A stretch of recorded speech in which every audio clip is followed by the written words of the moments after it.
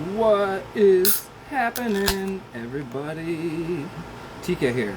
TK and Drinks. It's another Tuesday, so you know what that means. We got us a Tuesday night live interview coming at you tonight. We'll be hitting you up with the cats from Four Fires Meadery there, and I'm gonna butcher the name like I always do. Maume? I'm gonna hit them up, let us know how to pronounce that name. Oh, looks like we're already got them joining up in here, and let's just get straight away into it.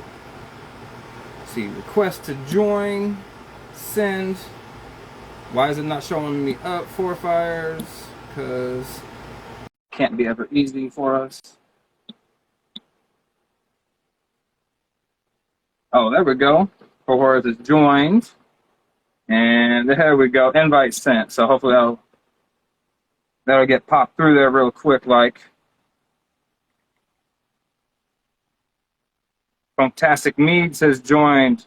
What's happening, Matt and or whoever, my doppelganger Ray over there at Fantastic Meads. Oh, we do have the. No, I'm gonna go ahead and cancel that invite. I'm gonna go ahead and send that again there, Four Fires. See if you don't see that invite come across this time. Invite sent. No, because it wants to be technologically difficult, of course.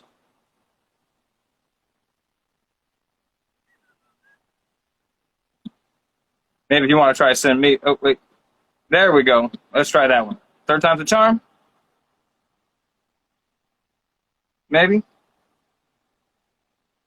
Ray's a no-show. Well, I guess one guy that looks like me is enough for everybody. It's in reverse right now. How do I flip it? There we go. There we go. Oh, snap! We didn't know who we were getting. Looks like we're getting a couple different cats. Is that Chris I see, and I'm assuming that's Andy? Yep. Yeah. So you have to do this one. There we go. And if you give us as much volume as you got. Volume activate. You have to speak up. All right. Use your big boy voice. All right, can you hear us okay? Yeah, we'll make it work. Yeah, exactly. Use your big boy voice. All right. So for everybody in the future who's joining us now, thank you for being here. Appreciate you guys all checking it out and joining us. Again, tonight, if you're not in the know, these cats are from Four Fires Meadery. They're in, how am I going to say this? Is it Maumee? You're close enough. I mean, that's how the GPS says it. It's mommy. Hey, if I can get it that close, then I'll take that. So Maumee, Ohio, cats from Four Fires Meadery. We have Chris Clark, and we've got Andy. And I unfortunately do not know your last name there, Andy. Andrew Lynch. Lynch is the last name. Right on. So these cats are joining us from Four Fires tonight. Give us a little backstory on the Four Fires experience. And tonight I wanted to hit them heavy on their flavor profiles and their names and just pick their brains about this stuff, because if you're a follower of theirs, you know that these guys bring the delicious, delectable delights. So why don't you go ahead and give us a quick little backstory on the Four Fires experience, and we'll go from there. What are you looking for experience-wise? Are you talking just to me, or? just like when you guys started, like how the name came together, when you guys did that whole thing and all that. The startup for us was more or less just kind of a garage project thing. A little bit of a Icarus syndrome. Every idiot homebrewer does and says, "Oh, I like mead. I can do this, and I can do this better and cheaper at home." And we learned, like idiot homebrewers, that we couldn't. And it took a bit of time, but it started as four of us. I mean, we were all kind of homebrewers anyway. We did beer side stuff, but we enjoyed stuff like Shrams, Melavino, Superstition, Bee Nectar, Crafted, and a few others. Yeah. And we did, like I said, what the homebrewer thing is, and we wanted to brew our own stuff, and we went through a few batches that we thought were good, and at the time maybe they were good in our mind. But 7 years down the road, I can tell you that I'm confident that it's not as good as we thought it was. Fair enough. But after after a little bit of the ways of just doing homebrew stuff, we started doing a few contest entries. And we had a few wins there. And it wasn't until we got some push from a few friends, family, and other people to move forward with it that we sat down, and the four of us kind of worked out a charter as to how the meadery was going to work out. In 2017, mid-July of 2017, we actually got the location. About 8-9 months later, we were able to start producing the first few batches. And 3-4 months after that, we were selling the first batch. And then we had the first shutdown, which was just a standard government shutdown because they couldn't agree on bills. Made it through that, and then we had first COVID next year, and then we had second COVID, and now we're here.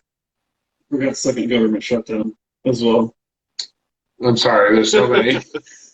Second government shutdown? This is showing up to be the first year that we'll operate without a government shutdown. Hopefully. That's intense. It seems how you guys have been going for like 5 years now.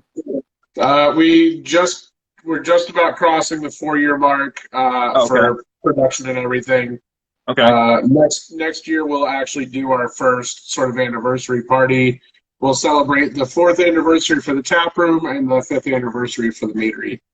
Gotcha. Yeah, we have like 5 different anniversaries. We have when we got our license, when we started making stuff and selling stuff, then when the tap room finally opened. So we've always had trouble trying to figure out like what actually is our anniversary. So we're just gonna pick one and just stick with it from now on. Fair enough. Yeah. Are Follower of the Flames members invited? Of course. Absolutely. Yes. So that's what I'm talking about. We got plenty of time to plan for it, and it'll be really nice. The goal is to really do big with this one, and we're hoping to get we're in a shared lot, but we're hoping to get the lot kind of tapered off for the weekend and do something really big, fun, and extravagant for it. Hell yeah, man! That sounds legit as fuck. Yeah, not sure if we'll have other people there or not, but as of right now, if we can, but we gotta love government rules and regulations. We have to make sure that we have the legal ability to do that. So it'll still be a banger though, whether or not. I hate red tape, man. Can't I just like buy alcohol and call it good? You'd think that they would give us less red tape. I mean, they tax the shit out of us. Right. Listen, just stop getting in the way and collect your check. Exactly. Even charge me a little bit more and cut the red tape and just let me do my thing. There you go. We've said to California, listen, if you don't make us fill out the paperwork, we'll pay you an extra $50 just to. What if I fill out your Arizona paperwork for you? Arizona doesn't give us any problems. It's California. They want extra money and paperwork. Oh yeah, California is definitely the sticky wicket. Those guys make everything extra as fuck. So I mean, most states aren't that bad though. No. Honestly. And Vino Shipper generally handles any states that do have stuff. Generally, Vino Shipper handles, but even Vino Shipper's like, no, we're not dealing with that. And the funny thing is, if memory serves, aren't they based out of California? So I don't know. I know the way that they work. They're based out of Canada, I believe. Oh, okay. Vino Shipper is, but the way that they run things, they run everything through a winery, I believe. And I think that winery is in California. There you go. Yeah, I knew they were involved in California in some way, shady bastards.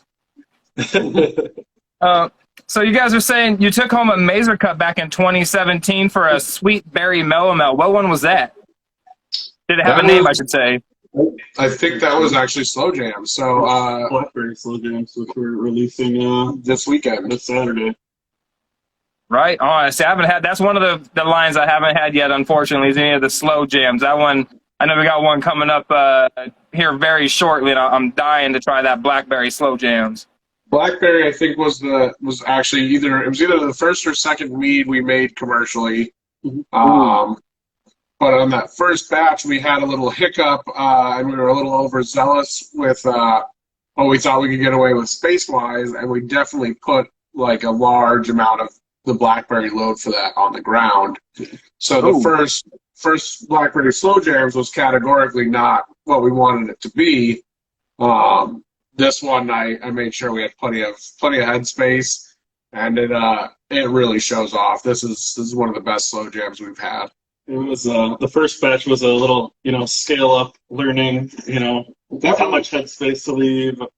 So definitely a learning experiment. Push the lid off and out. Yeah, we came in and there was just a Blackberry volcano, more or less. It was split into two things, and it was blown out of both. So yeah. The Blueberry Volcano.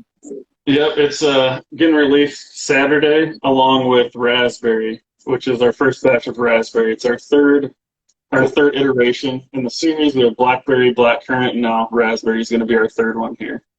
So, nice. And actually, it's kind of a super fruity, jam-packed weekend. And we got our members get vanilla Cloak and Dagger, and then batch 2 Cloak and Dagger is releasing as well with the other 2 slow jams. So this is going to be one of my favorite releases, probably in a long time.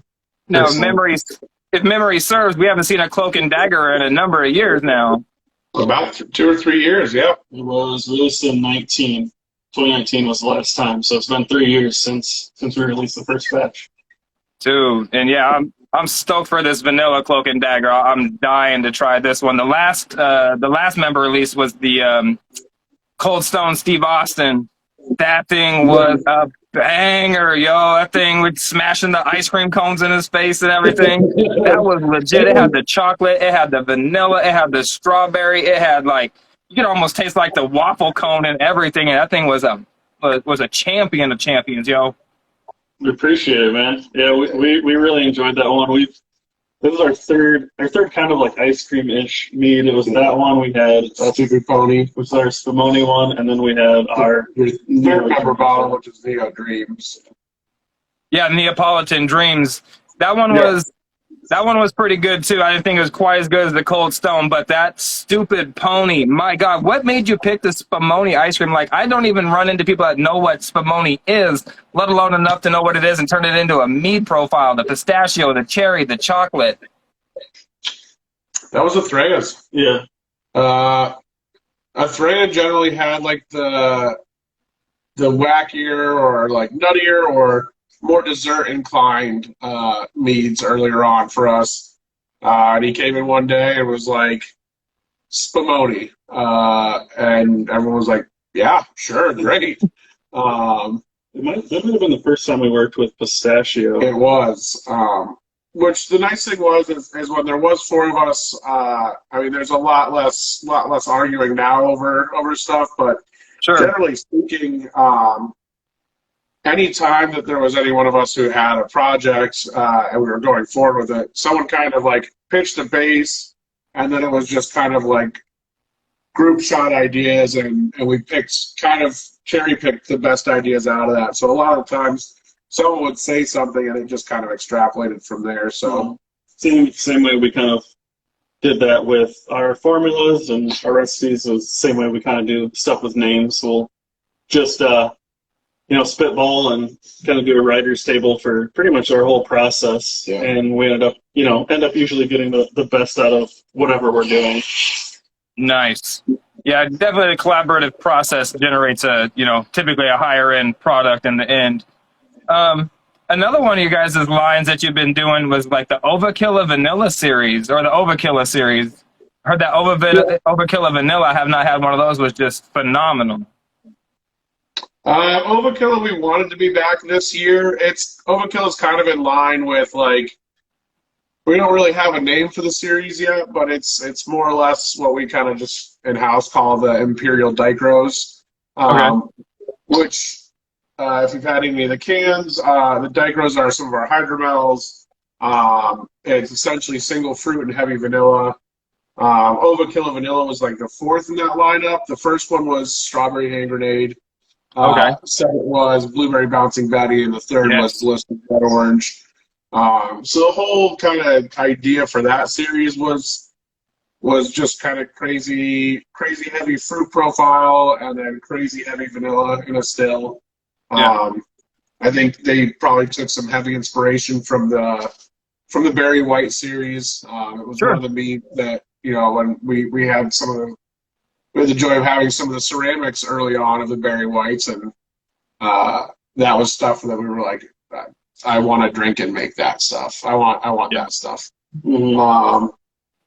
But Overkill kind of half happened as a joke. I think it actually got named before we actually kind of really put all of it together. Yes. We were putting together member ideas for the year.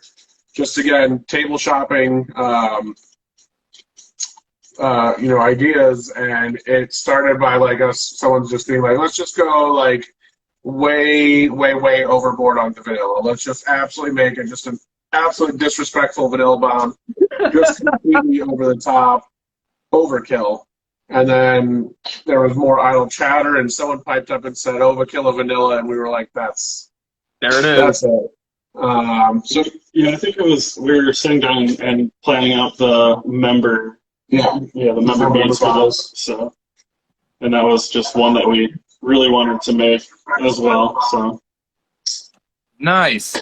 Yeah, I love all the names of those. The strawberry hand grenade, that blueberry bouncing Betty. I mean, if anybody knows what a bouncing Betty, the World War II style German grenade throwing. I mean, the picture on it is amazing and everything like that. I love your guys' artwork. Do you guys have one particular artist that you work with, or one artist house, or do you guys kind of just pick and choose and it happens to all look really similar?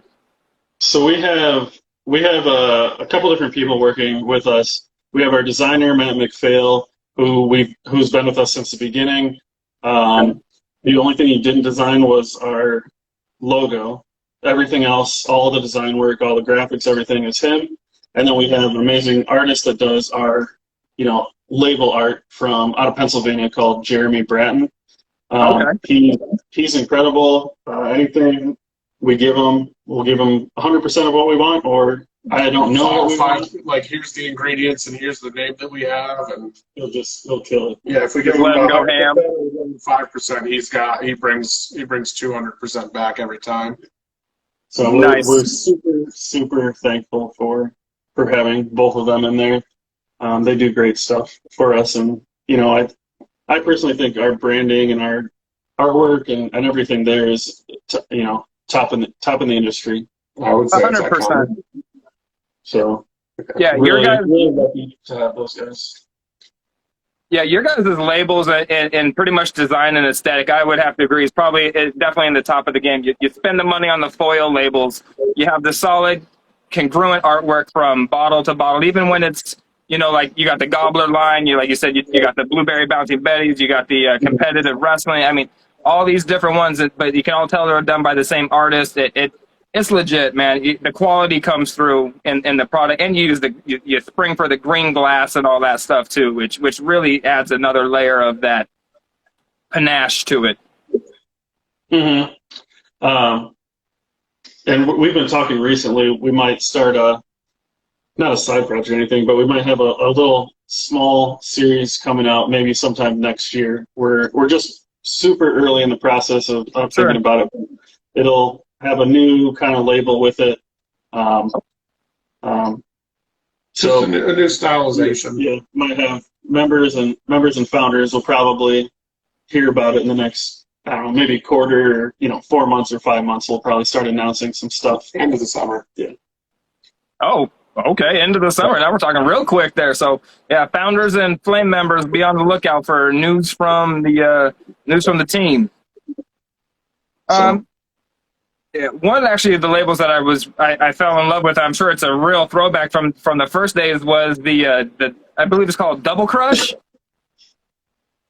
Called, sorry, which? It was hard to read the label. It was the Double Crush. It had the label from Double Crank, probably. Oh, there you go. There you go. The coffee mead. Yes. That was, I don't think that was it's the art from Flashdance. I think that yes, was that's what. Yeah, the Flashdance one. Yeah. So that would have been the homebrew badge. That would have been a homebrew badge still. And we've always talked about redoing Crank, but it just kind of never happened. We've kind of made the base for Crank this just now, the third time. But instead of putting it into a whiskey barrel, we just keep putting them into assassin barrels. Hey, you know what? Maybe a B2 would be, or I guess it'd be an official B1. You know, might be a little bit better if it, you know, comes out of a different type of barrel. Yeah, we're thankful we have a good relationship with the people at Toppling Goliath through one of our founding members. Actually, he hooked us up with them, and you know, every year they've worked with us. There you go, to get us barrels and everything else, and you know, it's been really fun going out there, and the trips we've taken have been really fun. So we'll definitely continue to keep having TG barrels to age our stuff in as we get older. Matt over at Funktastic is demanding a BA Ope barrels aged, please, and he says you have no more excuses, Chris. I gotta get a hold of the right honey for that first, because I gotta barrel age Marzipan's Labyrinth before we can do that. Yeah. So talk about another dope ass label. That Marzipan Labyrinth, that was legit as fuck too. That was I think that was the second or first one ever. I can't remember if it was second or first. Marzipan's Labyrinth. It was within like a week of each other. We either did Marzipan first or we did Blackberry first, but they were both early in January, February. So we won't have barrel aged oak berries for Matt this year. But I will give fair warning that there might be some oak variants available on Black Friday this year at the tap room only. It'll be small batches and potentially between like 4 and 6 variants. So it'll be gone fast when we do it. So it's going to be a lot of fun. There's a lot of crazy variants. So plan on Black Friday accordingly for sure. So I'm flying to Ohio for Black Friday. That's right. Hey, flights from Arizona to Toledo, direct from Mesa, Arizona. Dude, how'd you know about that? You flew out to Mesa? I've been looking at it because we want to come out there to come out visit Carvin, and then also pop over and see Jeff and the guys at Superstition. And then send down to... Dude, and... yeah, and then we'll... then you can find us down at Ground Control eating chicken sandwiches and getting coffee. 3 days straight. Dude. Yeah, Ian's the man over there. I'm trying to get distro into Ground Control so freaking bad that, yeah, Ian's the business. Have you had a sandwich yet from there? Yeah, the Nashville hot chicken sandwich, like the one that they blast about all the time, all over my Facebook and Instagram page. Yeah, I've had their Facebook or their hot chicken sandwich. Yeah, every day for the rest of my life. Dude, had I known that, man, maybe I'll have to go package one up and overnight it to you. Yeah, definitely. We're trying to plan on. We keep joking with the idea of getting a pop-up, bringing them out here for a day or two, and getting a hot chicken pop-up. Maybe just rent a food truck, and we'll be so excited. Dude, that'd be awesome. How'd you guys come up on knowing Ian over at Ground Control? I don't remember how, but funny enough, he's actually from the area. Mm-hmm. Oh, where you guys are at? Yeah, so he lives in the same, or he's from the same city as my parents. A little suburb of Toledo called Perrysburg. Okay, there it is. I would say, man, because if you know about Ground Control in Litchfield Park, I mean that city is literally 1 square mile by 1 square mile. It's the tiniest little town. I think it was through just like craft beer trading, and I think in bottle soja is what we were doing, like the giveaways early on. I think you just won a giveaway bottle. Maybe a third. Yeah. It's probably through trading. It was through alcohol for sure. Through alcohol for sure. Right on, man. That's freaking awesome. And you'd mentioned coming out and seeing Carvin. Alan Martin, the AMMA homebrewer, I guess now 2 years running, he lives down the road too. Him and I and Carvin have been trying to link up. Maybe we could all get together when you guys pop out here and do a little trade and share. Absolutely, yeah. Anytime he's in the region, we try and make sure to pop out and see him, and come to Toledo a couple times. And obviously, we always love seeing him out in Colorado whenever the major cup's going. Well, I mean, you guys did the Mead, the Carvin Planet, the Captain Planet, kind of spoof on there. I haven't had one of those yet. I definitely want to pick up the BA version of that. And that's like 6 or 7 different varieties of honey in that.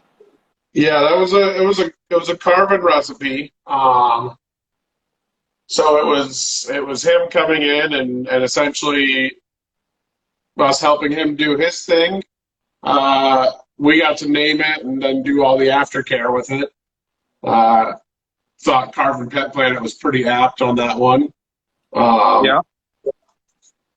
But it was really all his idea, the recipe wise for it. We just kind of got to tag along for it. We got to do the finishing of it, and we made it as it was a large batch, so it was large enough for us to play around with. We happened to have some really beautiful barrels that we had gotten in at the time from Barrel House Distilling. So Sizer went into one barrel and Carvin Planet went into the other. And actually, I think spent 19 months. Yeah, it spent more than a year in the barrel.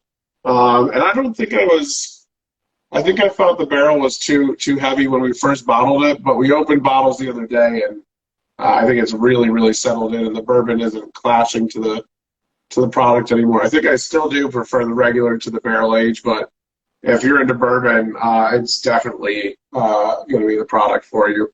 So far, when we ask people, it's about a 50-50 split whether their favorite is the barrel aged or if it's the non-barrel aged. Just don't matter whether you're a bourbon head or not. Right, you got something you can like. And the cool part about this one was it's drier than the majority of our meats. It's not all the way dry or anything like that, but it's a semi-sweet to right in the balance area. And I think this one is a perfect one for people who, start off with the sweet stuff and they want to start, trying other things with their palate, moving down into the drier areas of mead, So it's a good segue. A lot of berry forward, a lot of berry presence, and people are sleeping on this one a little bit, and it's aging incredibly well too. Yeah, Carvin puts a lot of finesse into his recipes, so it was set up from the get-go to be a really complex mead, and it really does showcase that. I would say it holds the body of a Cabernet or is in. Definitely sweeter than both of those, but definitely not as sweet as your standard bottled meat these days. Got you. Yeah. But I mean, that's one thing I definitely dig about your guys' stuff. Even though everything is definitely on the dessert sweet side, you have you have a very solid balance with enough tannins in there and enough acid in there to counteract it, where it doesn't come off as cloying. It definitely comes off as thick, like your ones you guys got called thick. But it's well balanced enough to where it's still palatable. It doesn't come off as offensive or anything like that, which again is appreciated, because there are some of those that are on the thicker side that it's like, man, this is basically, I should be pouring this out of an IHOP bottle. Right. I think that's the key for any flavor profile, sweet or dry, that you're doing. Yeah. It's 100% about balance. You can pick the craziest ingredients you want, but as long as you balance them properly, then you can come up with something good, Yeah. So that's kind of one of the mantras we have is, balance. No matter if we're making a ultimately super sweet, thick mead or a super dry one, having the right balance of stuff makes all the difference. Definitely. And you guys definitely aren't afraid of using varieties of honey. You use the orange blossoms. You guys definitely use the meadow foam, and the one that we don't see on the. I guess the only way you might know about it is if you're friends with Chris directly. Is there's a 1,000-hour Bochet type of deal that's out there. Again, people might not know about it. That sounds absolutely wonderful. And following that whole process was like. It was like watching a train wreck that turned into a blooming flower. I feel like it's like, what are you doing? It's like, what are you doing? And then it turned into this miracle of existence. How did that come to be, and what was that whole process like? I think it both came to be and like was enacted as like a fever dream. Uh, it was really because we were kind of like in a bit of a lull state. We had product that was just kind of in stasis for a little bit. Didn't really have anything to do, so we were just kind of looking to kill time. Sure. So we had some screw around projects for a bit. I had some leftover meadow foam, blackberry blossom, and raspberry blossom, and I was like, oh, I'm going to make a bochet, and I'm just going to make it really dark. And started, again, just table talk, goof around stuff, and joked about, we were talking about, brewing and brewing pastry stouts and stuff like that.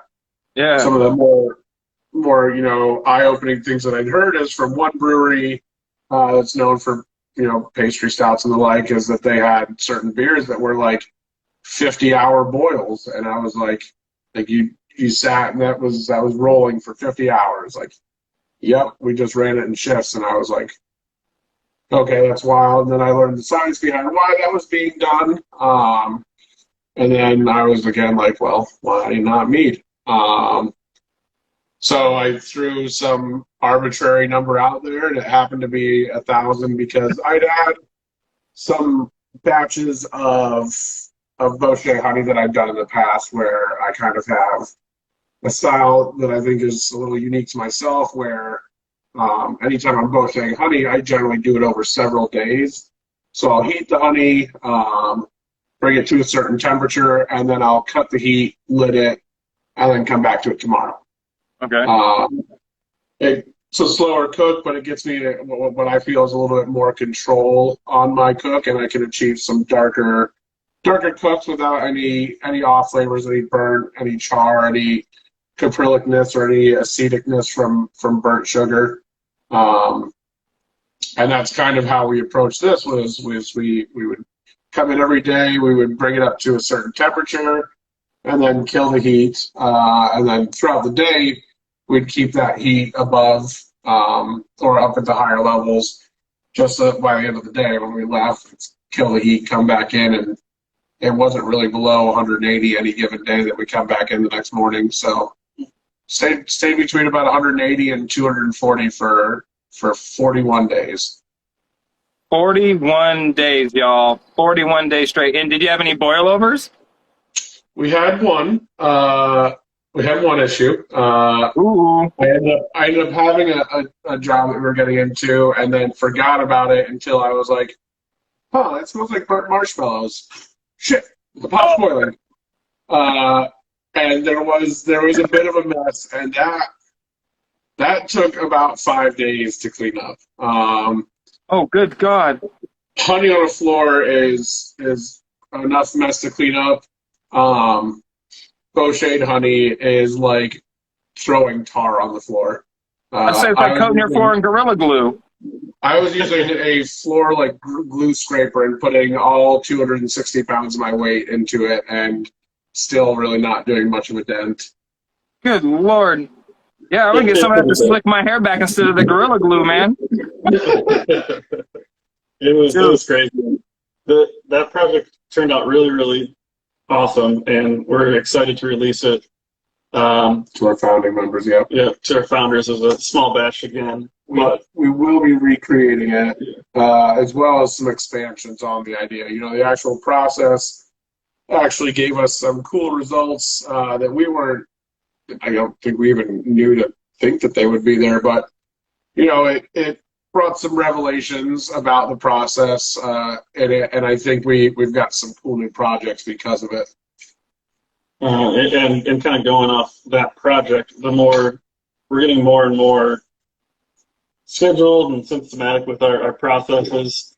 We brought in, a few people last year onto the team, and it's allowing us to hopefully in the near future do a lot more of these kind of funky projects, just as testing or whatever else we're doing. There's projects that we've had for like 5 years in our mind that we'd like to do, and we're getting to the point where we can start doing some of these smaller batch kind of projects, and we're really excited to start expanding whatever research we do. Gotcha. Now, do you guys do have a tap room there, obviously, and do you have like an experimental handle that just, gets like little 1-2 gallon kegs on there or anything like that just to run by the masses? So we have a gold little tap handle that we run as our member line. So Okay. if you're part of our mud club or a Followers of Flame or Founders, we'll have one that's where our experimental stuff will go onto, our small batch stuff. If it survives a week, maybe we'll move it onto the main lines potentially.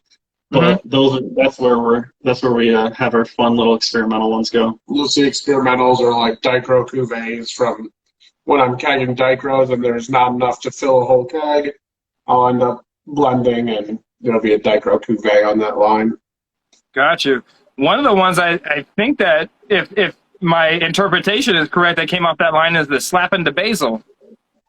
Mm-hmm. Yeah, recently we just did a peach slap in the basil, so it was just peach and basil.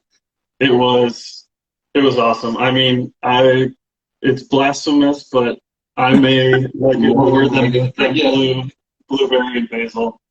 So it's one we're gonna make again for sure. Yes, I've only had one basil mead. It was from some cats here locally in Arizona. They made a watermelon basil, and I was highly impressed with it because I've heard both those ingredients are kind of difficult to work with, and it came out really well. And so see you guys doing a basil one. I was dying to get a bottle of that, but it's not. I think just recently became into bottles that are shippable. It is available to them normally, but I am actually we're completely out right now. And I've just not had the ability to bottle any, because in the summer months we've got a few breweries in the area who literally buy us out of every single drop that's produced. Gotcha. The tap room was really excited recently because they had peach slapping on, but for the first time in like 2-3 months they had regular slapping the basil on, because every bit that gets produced goes out the door to just a few breweries in the area. Wow.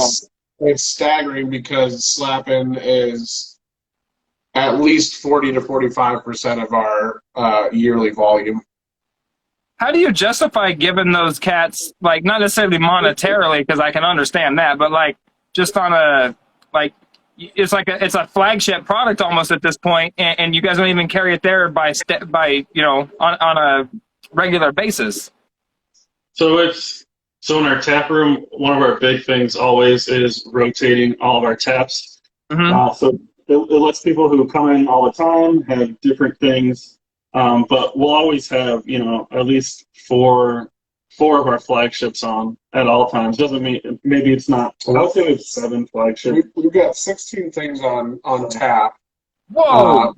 Plus everything that's available to get pours of in bottles. So if you walk into the tap room right now, you could get a pour of 30 plus different meads. Okay. So with those 16 tap lines, we probably rotate 6 or 7 of those throughout a single week. So one will switch to a new one. I would say Wednesday probably flips 2 or 3 new ones, and then 1 new flip throughout the week each day. Mm-hmm. So yeah, I'm looking at your guys' list on there, right? I think this was from a couple of days ago. Oh no, this is never mind. That was from like a year and a half ago.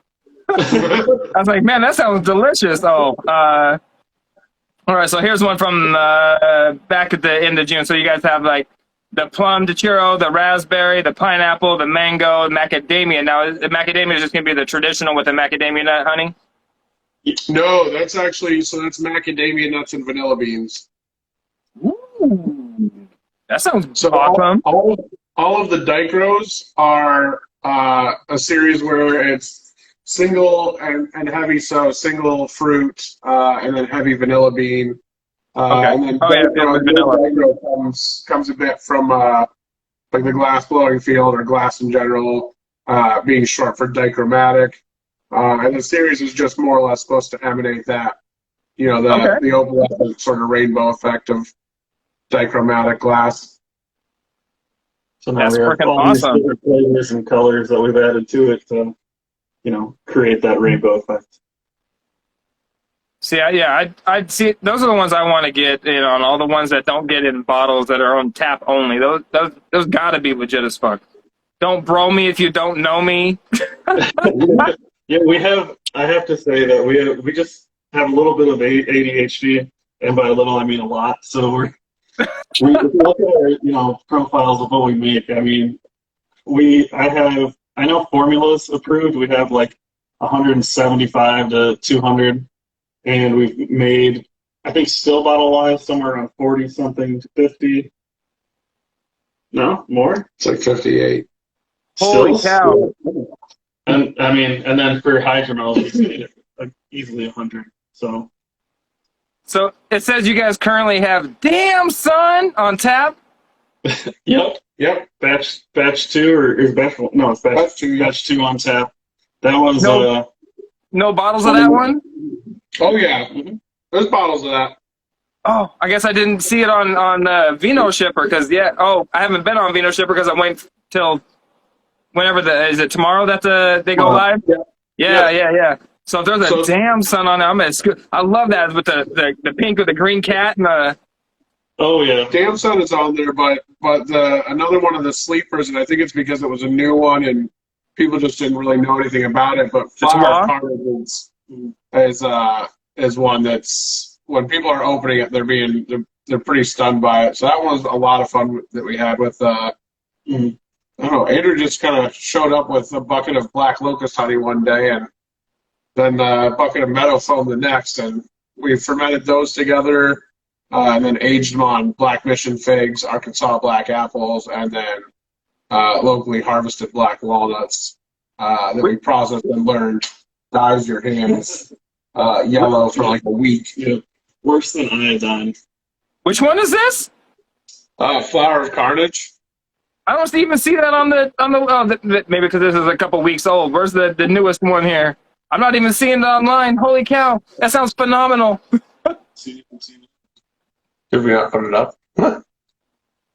Four Fires. Is it not on Vino? It's a wait. What Melavino? What's going on here? I feel like I'm missing something. Are you looking on Vino Shipper? Or are you looking on? Where are you looking? Yeah, I'm pulling up my Vino Shipper right now. It may or may not be on there. Gin and Jammies, the social media set. It's on there. There it is. Yeah, there it is. Michigan. Holy Flowers of Carnage Club member. Still made with black Arkansas apples, black Mission figs, and local black walnuts. And you saying people are sleeping on this one? All right. This one, because again, I think people don't know what to think about it, but it's a sizer. So this is one that we put out that really shows a level of finesse. See, now I'm thinking I got black Arkansas apples, I got black Mission figs, I got black walnuts. I'm getting like an Easy on the Bees or a Barry Seinfeld, the B type of feel to it. Got all the black stuff and colored in black really. I think I was watching Kill Bill that week. I think that's why. So the label turned out super cool. We like that one a lot, like a mandala with kunai. Yeah. And I think that. Yep, long story. I'll tell you what. One of my favorite artworks, though, and again, I'm assuming your artist is the one that came up with it by your description from earlier. The Nuck If You Buckley, though. That freaking logo and that label is legit as fuck. The 3-finger ring, the pennant, that was one we pretty much gave him 100%. I would say we gave him 75%, and then we gave him 75, 80%, and then he was like, "All right, I know exactly what you want." That one we were sitting there, and it was literally coming down to the wire, and we had no idea what we were going to name it. We had to figure this out because we needed to finish the artwork, we needed to finish the label, we needed to finish everything. Yes. And again, pop culture reference to the label intently. I listen to music really loud when I'm working, and Nuck If You Buck came on, and the mead was a raspberry and coconut mead aged in a Buckley barrel, and it just clicked. So it was Nuck If You Buckley, Right there in the center on the chain, you can see Buckley shining in all his glory.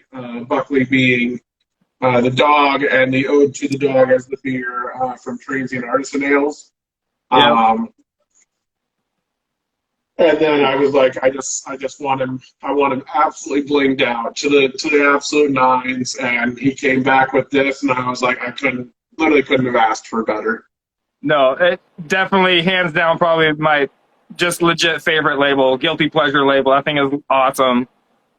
And one of the other ones I watched you put together online, I got one of you guys that poured up over here. I want to get to here shortly.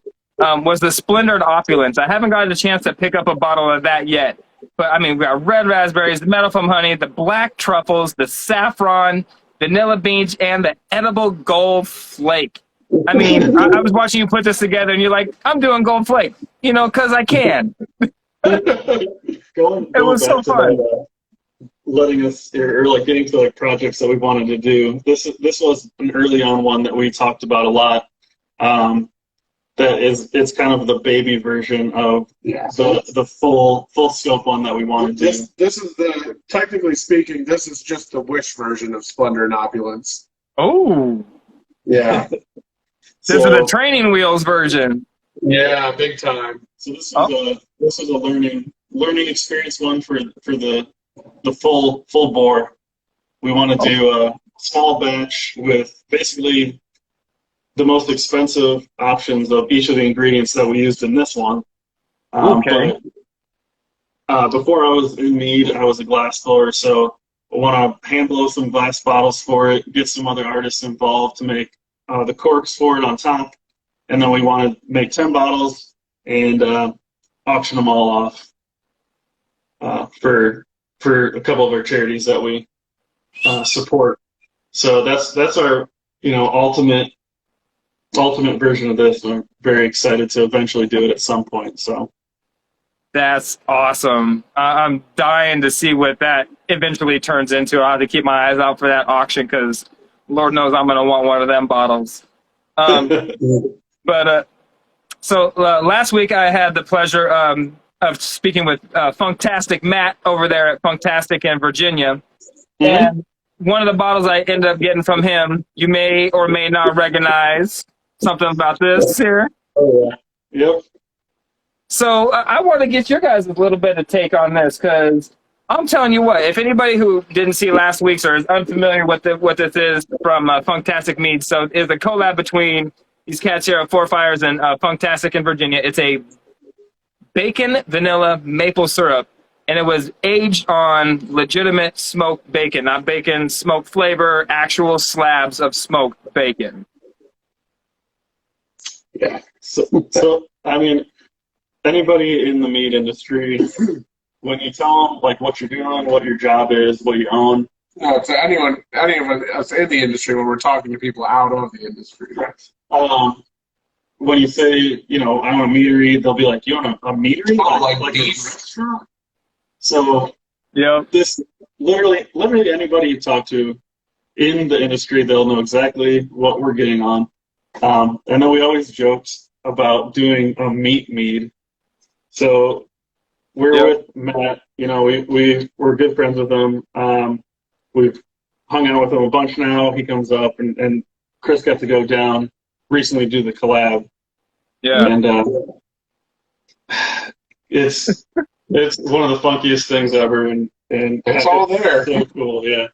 It is funky, but it's not. I mean, it's funky in the best senses of the word funky. Like, I've had it open for about a week now, and I'm telling you, the smoked bacon comes across so heavy. It's like I'm waking up Sunday morning to like my wife cooking like breakfast, and I could hear the sizzle. I can smell the bacon. It's like I start salivating just thinking about it. It's that Pavlovian response that comes with it. It's amazing. And then when you get into the sip, man, you get the maple that comes through. You get the vanilla. You don't get that like ridiculously salty, bacony, like fatty. You might think, it's not flabby. It doesn't have that like dactyl type of taste to it or anything. It's phenomenal. It's very well done. So between you guys and Matt, you guys pulled off an amazing combination. And anybody who doesn't pick up a bottle of this is an absolute fool, because you need to try the unique. You need to try the stuff that doesn't. Everybody does berry bombs. Not everybody wants to even have their name on something like this. I'm pretty jealous of. I didn't get the chance to go down with them, but I was jealous of. I found out about it the day that I was going down, and I was like, "What are you throwing me into?" But Andrew knows before, or actually while we were getting Four Fires up and running, I was a brewer at a local brewery, and I had worked with meat in the past, so we knew how to work around the caveats of it going into it, and we knew how to go into it as gracefully as you can go into adding meats to a fermented beverage. Well, like I said, I would say that this is very well done, and especially in the realm of obscure flavor profiles. I know, like John Opegard from Opegard does the taco meat flavored one. I think it's absolutely. He needs to collab with us. We're going to do an onion meat together. I saw that onion meat that you were talking about. I didn't know if you was fooling or if you were for realsy reals. Well, I'll do it. Yeah. I'll do it out of spite. Just out of spite. You may know, super small collab we did with Funktastic. So we've actually done 3 collabs with them already.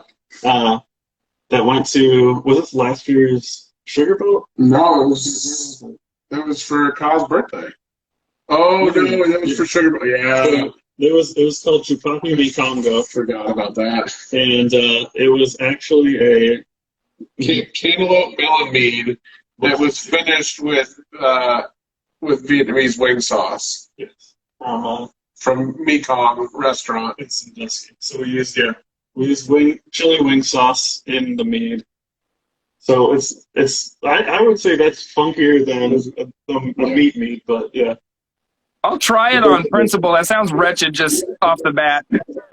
It sounds awful, but like it was the only keg we blew that day, and it just everything that about it, like every word of the sentence of saying what it is like an affront to humanity, mankind, and decency. But like when it came down to it, it was like you drank it and you're like, fuck, dude, this is like good. Why? This sucks. So like it if I could relate it to like how it drank kind of like a Goza in a way. Like it had like some funkiness about it. There's some fruitiness, but like the solidity all like tied in together. Like so knowing that there's fish sauce in there and that like I had more than one pour myself is wild. It's one that delineates people. You're gonna like it or you hate it. Yeah. And I give it a shot regardless. Even if I hate it, I have to try it because it sounds so just. Oh, absolutely. There was a version that was so we split the batch. Half of it got vanilla and half of it got wing sauce. The vanilla didn't blow. The wing sauce blew. Oh man, your guys' just dedication to wackiness is drew me in. It's what got me to join the membership and everything like that, because I can't not be a part of all that coolness.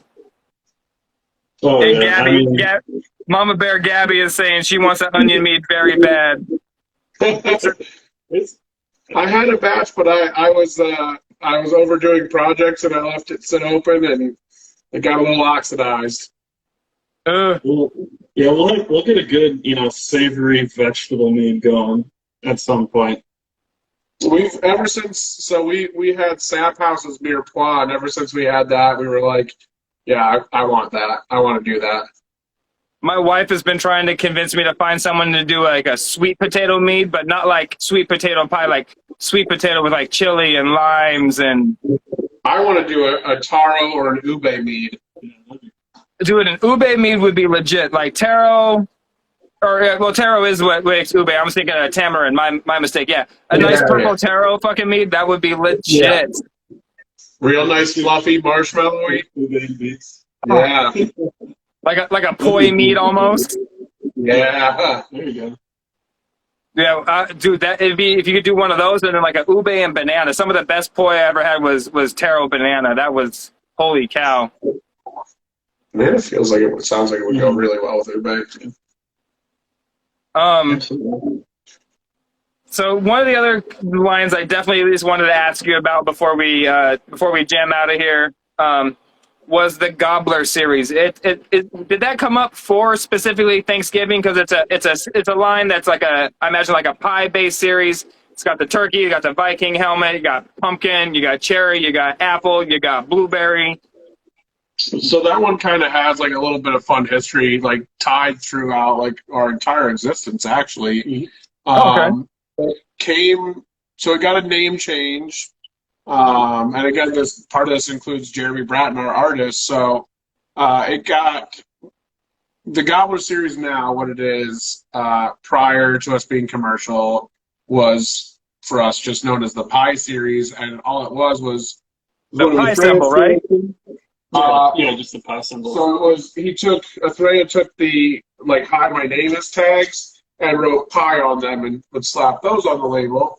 When we were getting up and started, before we had an artist or anything like that, we did like a little t-shirt design contest. Yep, that guy right there. Mm-hmm. We had a little t-shirt design contest, and Jeremy was one of the random people who submitted a design, and we saw the design he submitted, and we're like, all right, listen, so... Actually, our current designer won the t-shirt contest. Yeah. Well, Jeremy sent in, so that's the design that won. What Jeremy sent in was what is now the Blueberry Gobbler label. So we sent that in. We're like, so listen, you lose the t-shirt contest, but how would you like a job? And since then, he worked with us early on, and we've done like kind of a grade up pay scale up as we made more. We pay him more for the art. Hell yeah! Right on. He submitted that the art for Gobbler, the entirety of that square minus the lettering, is what he submitted, and we're like, this is incredible. And for us to say that was awesome, because at the time we did everything. We still really do. We do everything to keep really any sort of Viking correlation out of our stuff. There's enough people that do the Viking thing, and we wanted to go a little bit postmodern with ours.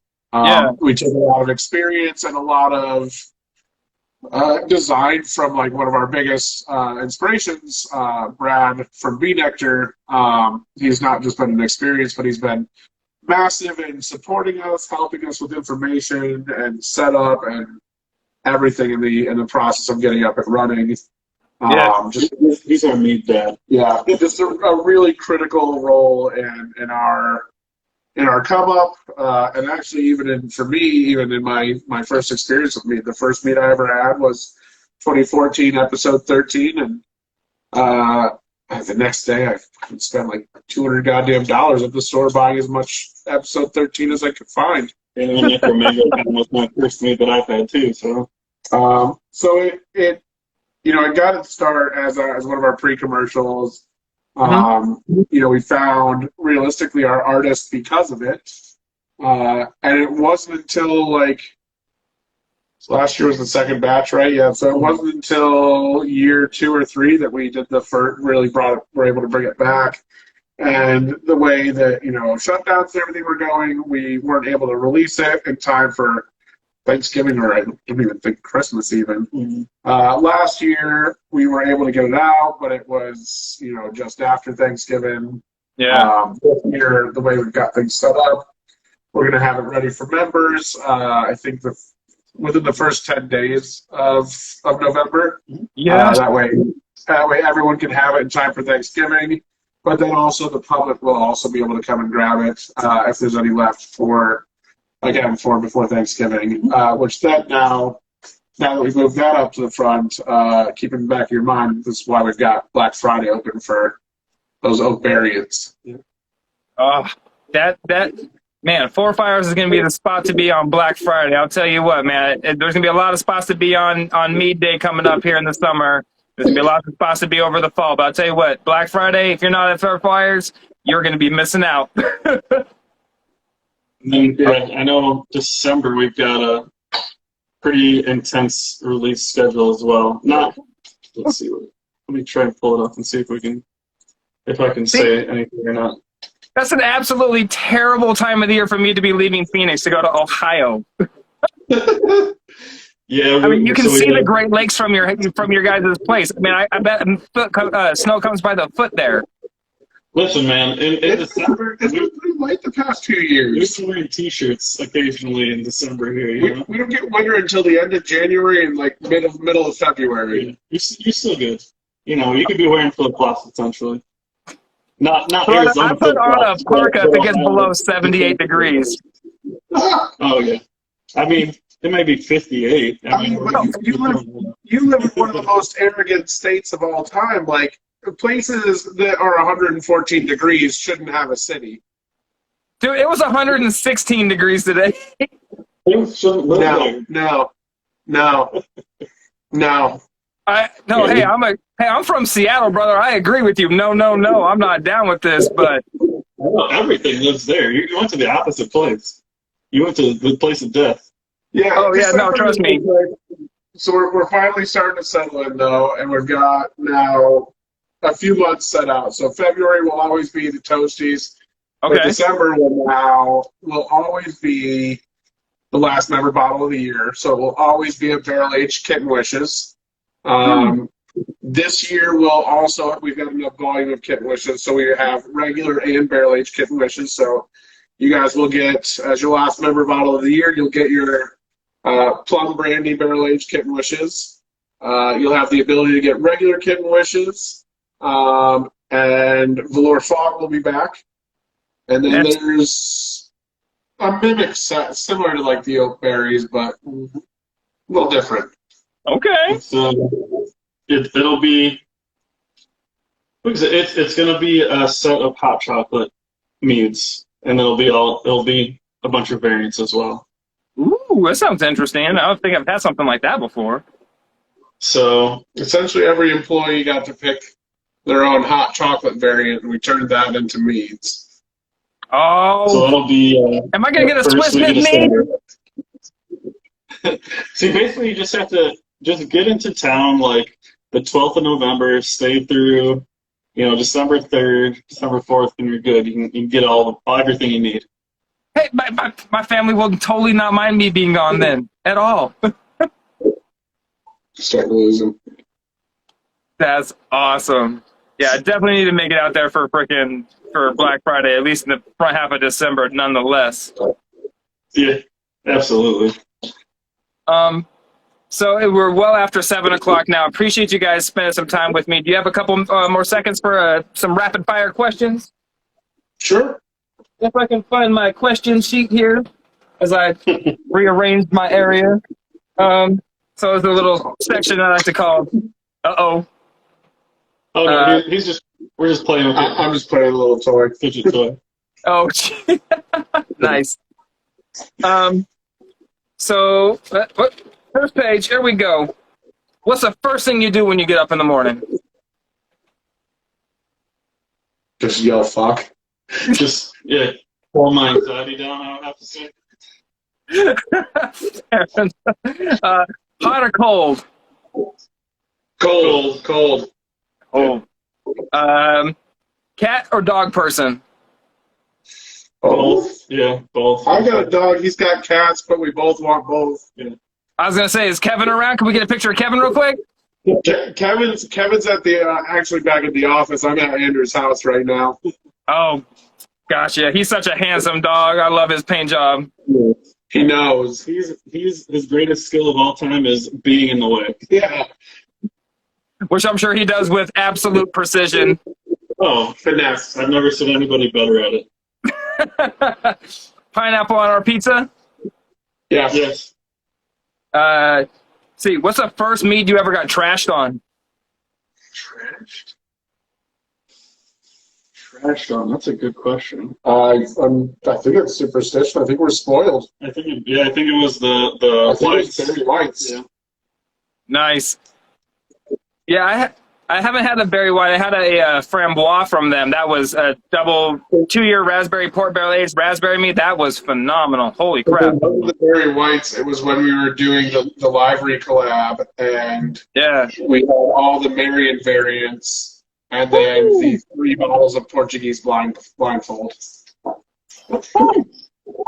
There's a good $600 night. All right, we got one animal at least. Yay, animals! Kitties! Yes, I love that paint job too.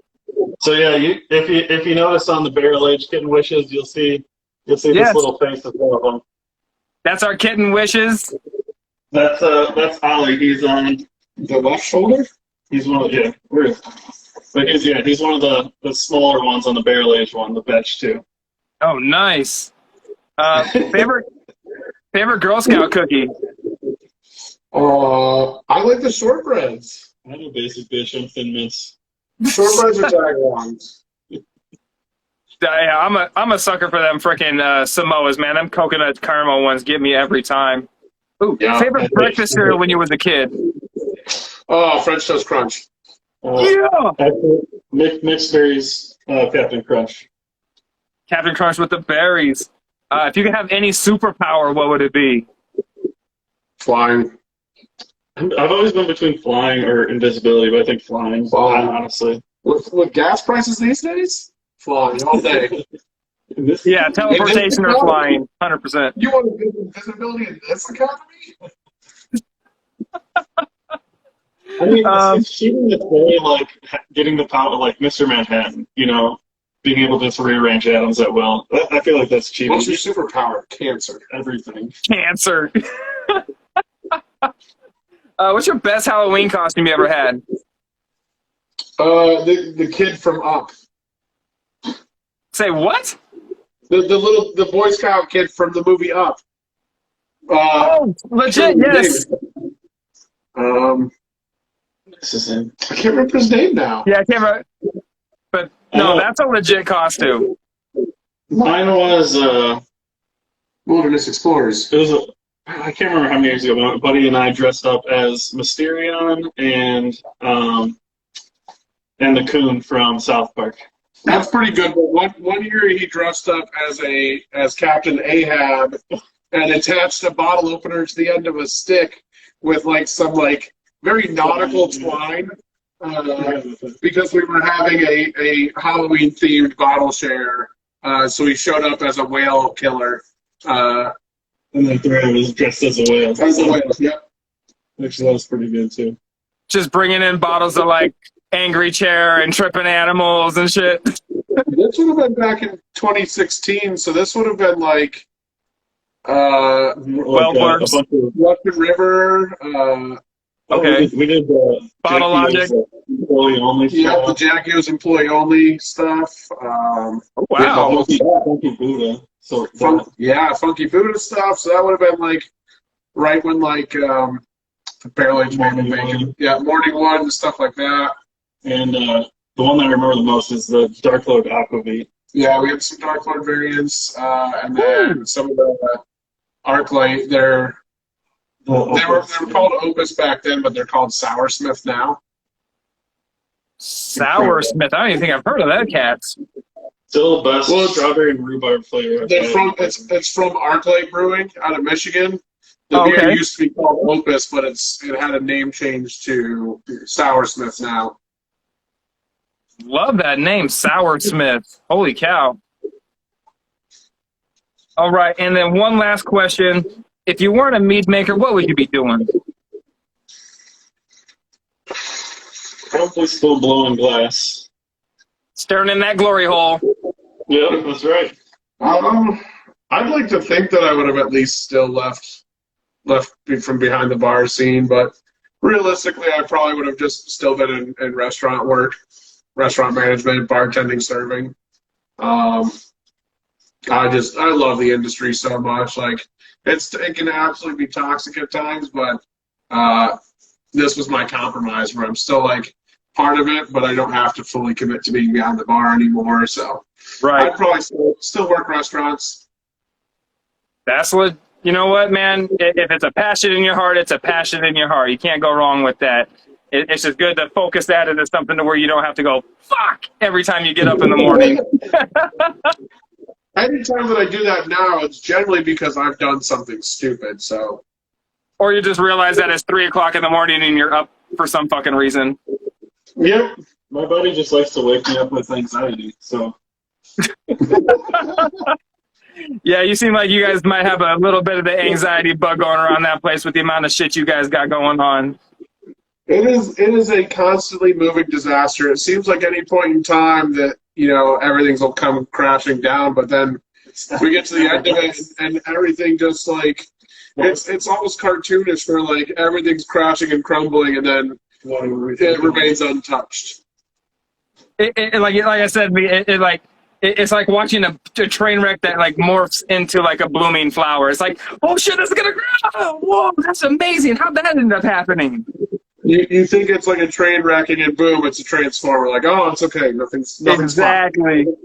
Fine. Oh man, that's a fantastic way of putting it. Yeah.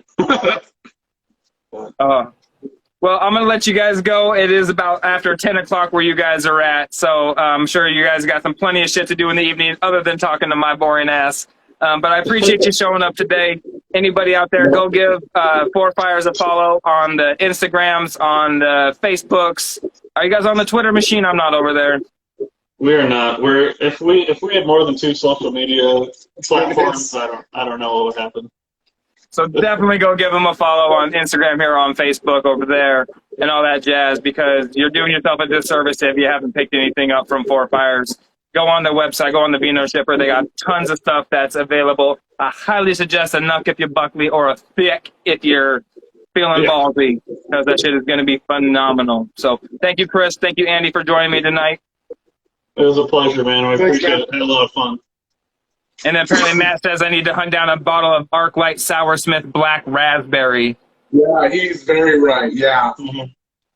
I'll put that on my list. You really can't go wrong. Like, they really kind of crush home that entire Soursmith series.